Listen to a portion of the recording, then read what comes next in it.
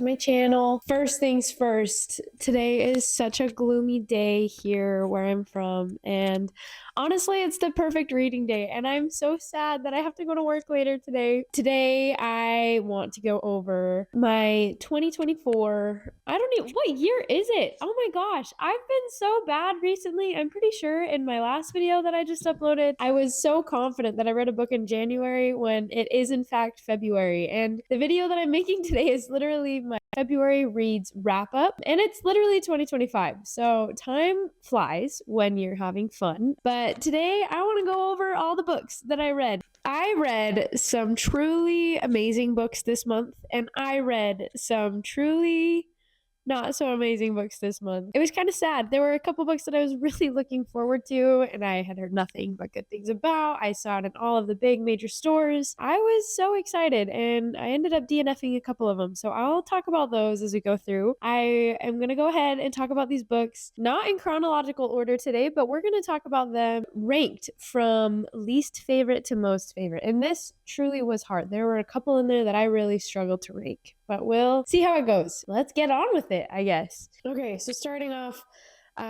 strong in the sense that this is definitely the worst book that I read this month, which is so unfortunate. But the book that I want to start off with is The Throne's Undoing by Nina Laskowski. I probably butchered that name. So this book is such a disappointment, and I will tell you why. I started reading this series in 2023. This is the third book in the series, and the first book drew me in. I was so intrigued by the idea. There were some issues with the writing. It's definitely a Kindle Unlimited indie author. She put it out herself, and there were some editing issues, but I could look past it because at the end of the first book, there was a really fun plot twist that absolutely threw me for a loop and took me off guard. And I was like, whoa, I could get behind this. This is a lot of fun. And then the second book came out, and again, definitely some issues, but I was on board. I liked the characters, drew me in. By the time we get to this third book, I identified what I was feeling, and it was definitely that this book felt like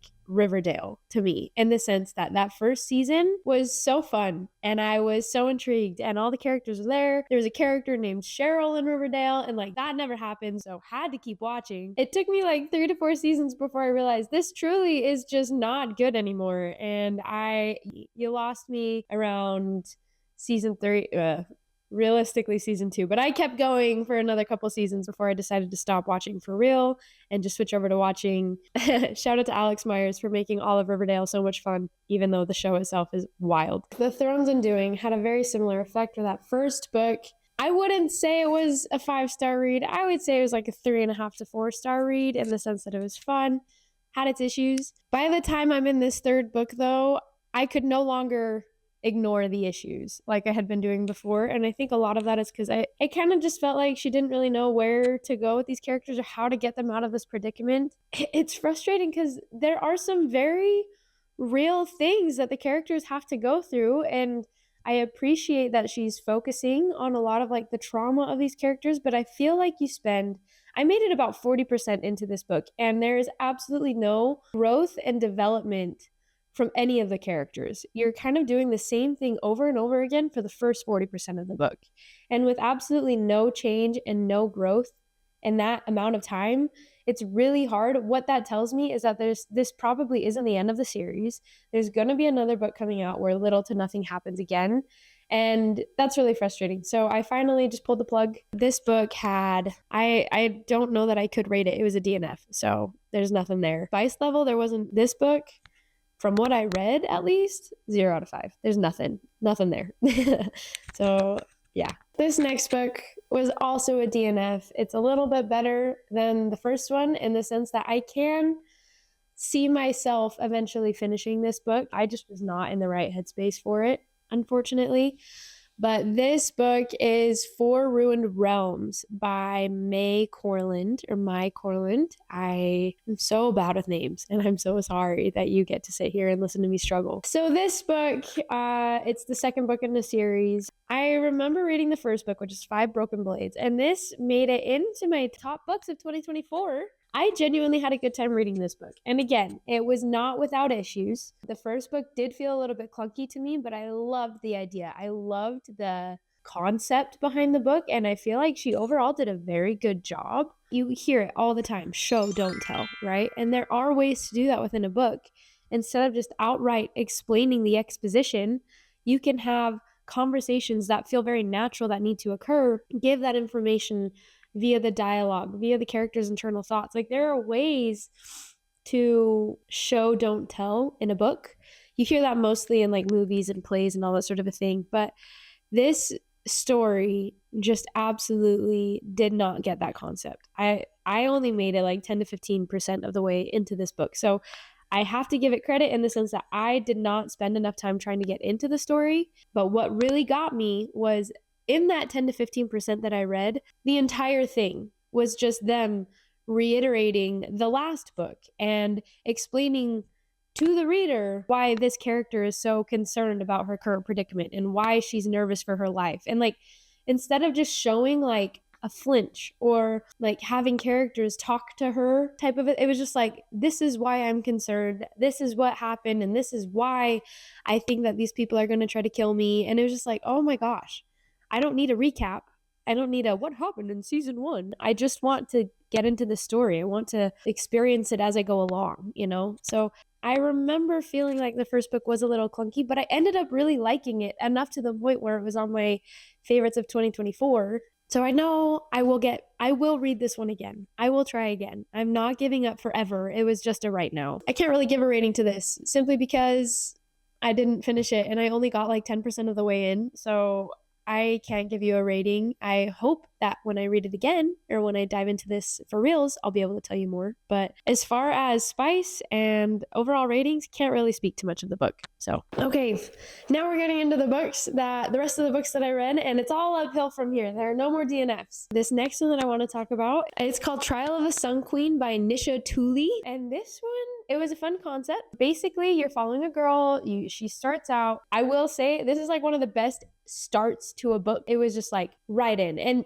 you know how I was talking about the show don't tell? This book did a really good job of that. There's very little, here's my situation and here's the background and here's blah, blah, blah. You get a lot of it through dialogue. It's such a good example of show don't tell. She's in a prison with her and her 2 siblings. Basically, she gets into a fight. She's put in kind of this solitary confinement out in the woods type thing, and she ends up getting kidnapped and taken to an entirely different court where there's a trial that if she wins, she gets to become, it's called the Sun Queen. If she wins the trial, she becomes the queen. If she loses the trial, she goes right back to prison and nothing changes, essentially is what she's told. And so you're kind of following her where she's torn between what the heck am I doing here and can I get back to my siblings, please? And she's also torn between if I actually win this, maybe I can make a difference. And so here we are, very much inspired by a lot of other books. I will say it was glaringly obvious that this book was inspired by Throne of Glass. There's quite a few similarities between. Number 1, the main character is a prisoner.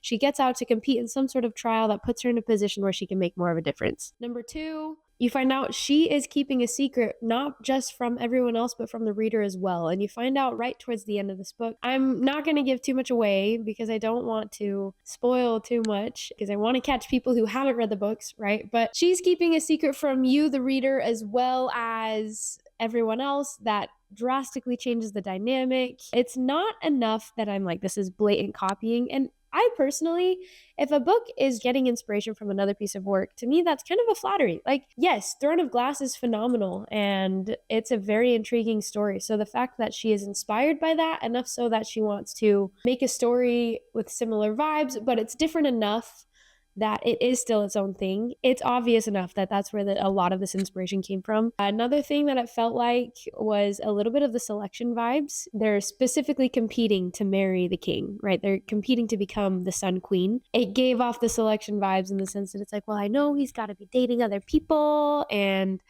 he's gonna be like, I can't get too possessive. I personally am not that into that because I don't think that's good relationships are formed, period. But if this happened in real life, this would be a major red flag. Like, I would immediately run the other way. But because it's a book, it's cute and it's, you know, like, ooh, it adds tension. So tense. But I feel like I always notice the writing style. The writing style was a little bit hard. Sometimes she was very blunt, which is not necessarily a bad thing. And I don't want to say that to turn people off, because I've read books with this writing style that I ended up really enjoying. Like, this was a good example. It was a little blunt. There were some moments where I was like, oh, that's not what I would have said, but I still really enjoy the story. I like the twists and turns that were going on. Very action-packed. Very good book. Overall, I rated this book a 3.75 out of 5. I had a good time. I enjoyed it. There was definite, you could see the inspiration that she got from other books, which I don't have anything inherently wrong with as long as you're doing it well. There were some issues with the writing for me, but overall, really good book and really fun idea, and I'm excited to keep reading it. Spice level though, I'm going to say a 4 out of 5. It's a little bit more explicit. You get a little bit more. I think there's a few different instances. Okay, this next one, this one's kind of fun. This is In the Likely Event by Rebecca Yarros, and ding, ding, ding, ding, ding, this is the first Rebecca Yarros book I have read. I know, I feel like I've read a lot, but there's still so much that I have yet to read. Like, I still haven't read some pretty big box office? No, not box office. There's still some pretty big books that I have yet to read. I have yet to read a Colleen Hoover book. I'm a little nervous for that because I know that's so polarizing. This is my first Rebecca Yarros read. I've read a couple of Sarah J. Maas books, but I'm not like super well versed in that whole universe yet. So I feel like there's still a lot for me to dive into. And I think this year is the year I'm going to try and really get into a lot of those. Back to this book. I read In the Likely Event. This is one of her contemporary romance books. It's not one of the fantasy romance books, which, if I understand, she's just recently been getting into the fantasy romance world. But anyways, you're following two characters. One is, he's been in the military for about 10 years. Actually, it's exactly 10 years. And then you have another girl who is a lawyer. In, I believe, 2021, when we were pulling out of Afghanistan, it is based around real events, but it's not real in and of itself. The U.S. is pulling out of Afghanistan and that whole Middle East area, and there's a couple diplomats and U.S. government officials that come to kind of aid with the process, and they're doing some public appearances, things like that. So there's a group of soldiers that are assigned to follow these diplomats sort of people. In the likely event that this happens, he is assigned to guard an old flame, I guess is what I'll call it. And they have quite an extensive history, but she is there to assist with getting people out, getting people visas, that sort of a thing. Specifically, there is I think it was a chess team. There was a chess team that needed to get out. So she's there to assist in getting them out before everything kind of goes to crap. Of course, he's super protective. He's like, no, I have to be the only one to do this. I wasn't even supposed to be here, but now that I'm here, I will not leave her side, sort of a thing. And throughout this story, you're kind of going back in time while also following through in the current events. But you see that these people have like 10 years of history that you get to dive into and unfold. I really liked this one. This is another example of, if this happened in real life, there are so many red flags that you just need to be done and move on with your life. But because it's a story and there is a lot that like you get to dive into, it's a really good book. I personally really enjoyed it. I think this one was a lot of fun. I also really enjoyed the plot twist at the end, and it gave a lot more context to specifically the male main character, because there are times when you're like, oh my gosh, you are absolutely, like, of course he's in the wrong, or of course, like, why are you still hung up on this? And eventually it does make sense.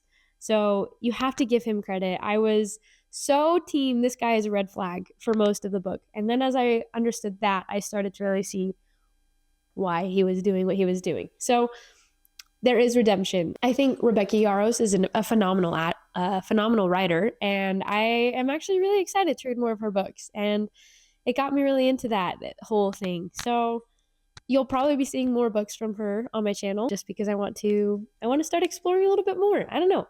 There's a reason some of these authors get big, and I have to remember that. Like, sometimes I get really hung up. Like, I don't want to just read what everyone else is reading. I want to read books that speak to me, things like that. But there's a reason that these authors are big, and it's because they're really good at painting a story. They're really good at telling a story and enveloping you in this world. And that's kind of how I felt with this. This is not a book I would have gravitated towards. I went into it kind of blind, but if I had known that this is following like a world event that happened like 4 years ago, I probably wouldn't have picked it up, but I'm glad I did. So that is commentary on how I need to be more open-minded. This book was a 3-star read for me, and I really liked it. I liked it a lot. I had some definite things that I didn't love. I didn't love kind of that concept that, like, if this was in real life, this would be such a red flag for me. Like specifically the male main character, there were a lot of red flags that I feel like we just chose to ignore in the book. As far as spice goes, again, 3 out of 5. There was definite spice. It played really well into the characters though.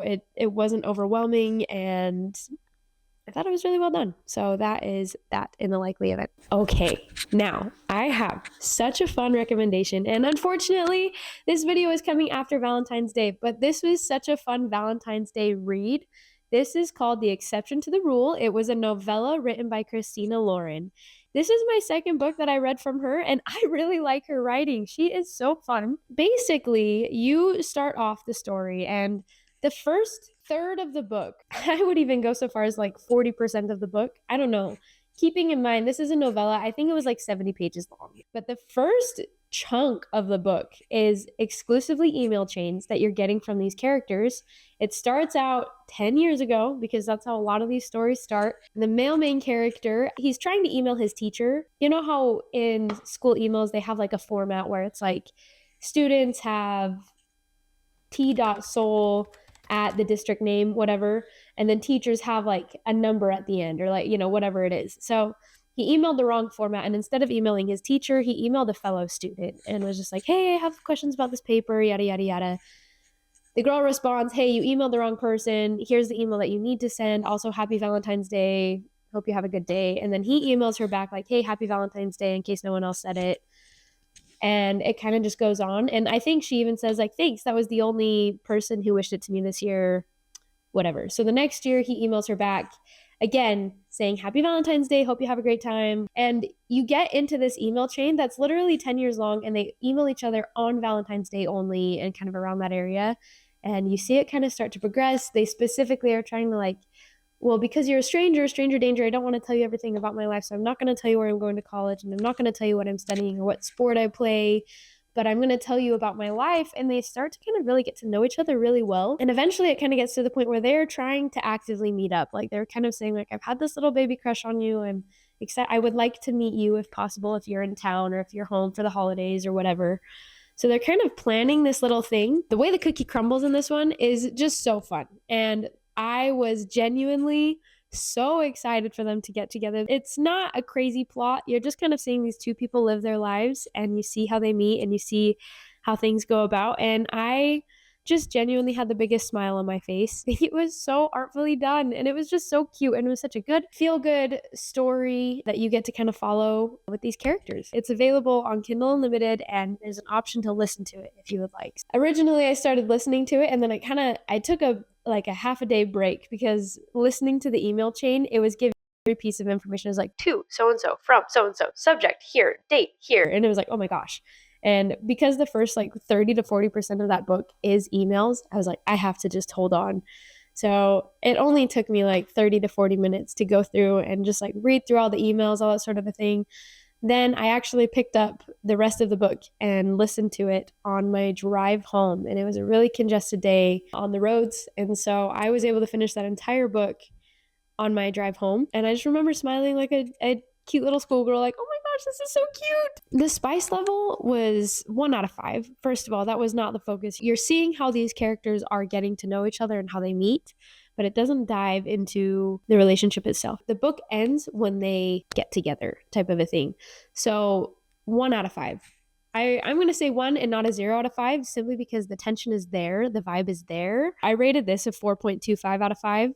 Such a fun book to read. So there you go. The reason it wasn't a 5 was honestly because of that email chain, and it was just hard to listen to. But other than that, no notes. Loved it. All right, we are down to the top 2 books. Yay! I'm so stinking excited to talk about these. The first one, I'm not going to talk to, or the book number 2 in my list, I'm not going to talk about too much, because I made an entire vlog about it, and I was talking all about One Dark Window by Rachel Gillig, and I was so taken aback by this book, because it took me forever to actually pick it up and read it. I think I mentioned this, the first chapter, for some reason, I could not get past. And so finally, when I just broke through that and I got into the story, I literally couldn't put it down. I think I read the first book in 2 days, and I read the second book in the next 2 days. Like, I burned through these books. I could not recommend them enough. But this first book, you're learning about a character, Elspeth, and she has a nightmare in her head. The way this magic system works, there's a deck of cards. One of the cards has been lost to time, but all the other cards, they have certain magical abilities. And it's the only way that you can use magic without side effects. There is another way to have magic, and that's by getting, they call it the fever. Once you get the fever, you have these magical abilities, but it's kind of treated as like a sickness where you have these magical abilities, but eventually your body starts to degenerate over time to where it eventually will either take your life or you'll find yourself lost to the forest in the mist and that, So the only way to safely use magic is this deck of cards. Each card has an ability and then a side effect if you use the card for too long. For example, one of the cards is the Scythe, where you get to control other people, but if you use it for too long, you feel excruciating pain. You have the Maiden. It turns you into like your most beautiful self, but if you use it for too long, you become heartless and you can't feel or express feeling anymore. And so those negative effects last until you stop the use of magic, then you return to your normal self, the side effects dissipate, type of a thing. So Elspeth, when she was a kid, she had the fever. So she now has this magic, and the magic manifests itself in the form of, it's called a nightmare in her head. It's another thing that she can talk to and communicate with. You don't really know much beyond that. That's kind of where the story starts, is she's got this thing. She's trying to keep it secret. The other aspect is if the kingdom and if they call them destriers, if they find out, then they will literally put you to death or take you down for testing, which we all know is another keyword for torture. And so she's trying to make sure that no one knows about this nightmare in her head. She's trying to kind of keep that a secret. The way that this story unfolds is absolutely phenomenal. I feel like the writing is so clean and everything has a purpose, but I will get into that more when I talk about the second book. And I rated this one a 5 out of 5. And I put Spice at like a 2 out of 5, 2.5 out of 5. It's really, really not bad. Number one book for this month was none other than Two Twisted Crowns, also by Rachel Gillig. And this one I legitimately could not put down. I made excuses to listen to this and read this at any opportunity that I could come up with. It only took me a couple days to finish. You are continuing the story of Elspeth and Raven, and this book actually expands into some of the assisting characters that you see in the first book. And sometimes I have a really hard time with that, especially when the first, when it happens in a series, how like books 1, 2, and 3 are from this character's perspective and following this character, and then the next 2 books in the series are following an entirely different set of characters within the world. I've always had a hard time with that and getting into that last set of books, if you will.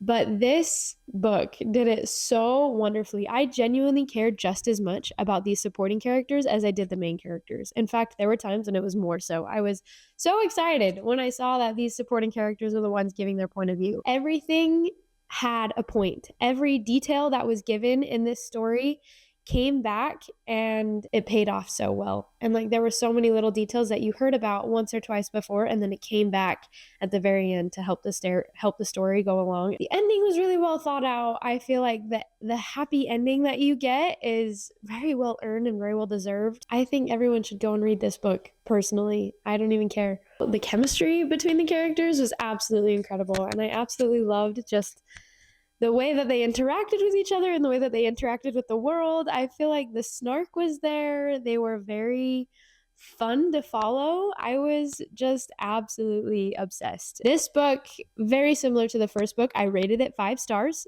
Shocker to no one.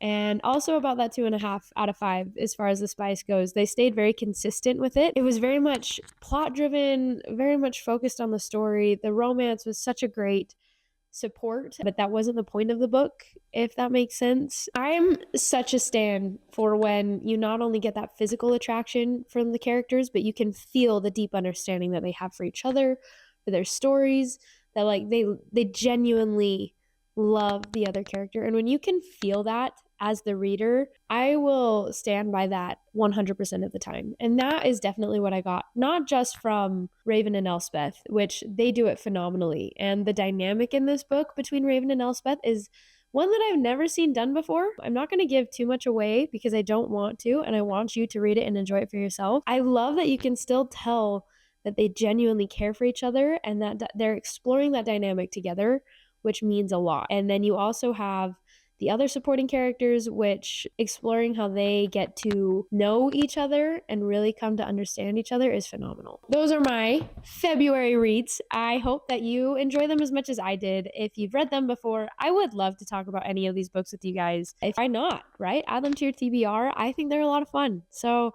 please let me know if there's any books that you think I should read. If you have any thoughts or comments about any of this, let me know in the comments. I'll see you next time. Until then, have a great week and